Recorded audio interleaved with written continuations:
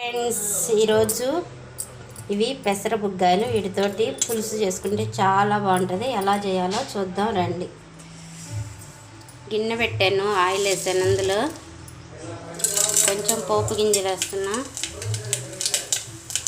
ఉల్లిపాయలు బాగా పొడవుగా కట్ చేసుకున్నా. ఉల్లిపాయలు, పచ్చిమిర్చి,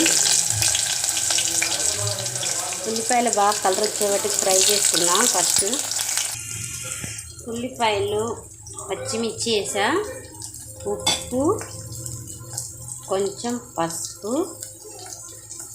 ఉల్లిపాయలు కొంచెం కలర్ చేంజ్ అయ్యే వరకు ఫ్రై చేస్తున్నా. ఉల్లిపాయ, పచ్చిమిరపకాయ వేగినాక 2 టమాటాలు చిన్న ముక్కలు కట్ చేసుకొని ఇంట్లో కారం వేసి ఇక్కడ 1 నిమిషం మూత పెడదాం.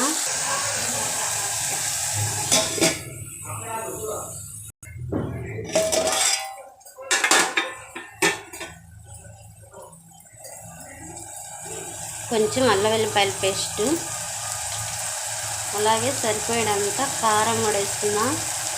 ఫస్టే ఉప్పు, పసుపు వేసా కదా. కారం వేసుకొని మొత్తం కలిసేటట్టు కలుపుకొని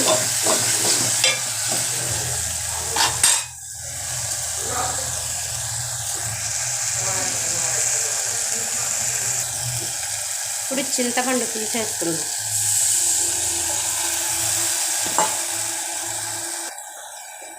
ఇంకొన్ని వాటర్ కూడా వేస్తున్నాను, ఎందుకంటే మనకి పెసర పునుగులు ఆ వాటర్ని లాగేస్తుంది. అందుకని కొంచెం ఎక్కువ వేసుకున్నాం.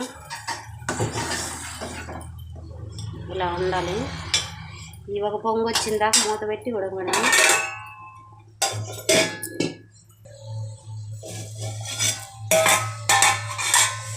ఇలాగా తెల్లుతున్నాయి. ఇప్పుడైతే మనం ఈ పెసర పునుగులు వేద్దాం.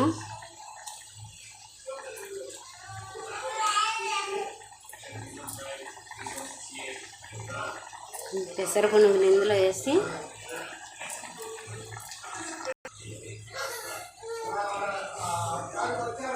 కొంచెం ధనియాల పొడి వేస్తాను.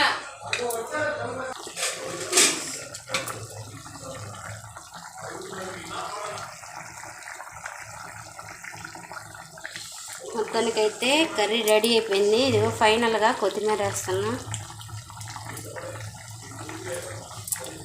ఇంకంతే, పెసర పునుగులు కర్రీ రెడీ అండి. సూపర్ వచ్చింది. వేడి వేడిగా పెసర పునుగులు రెడీ. Okay friends, bye.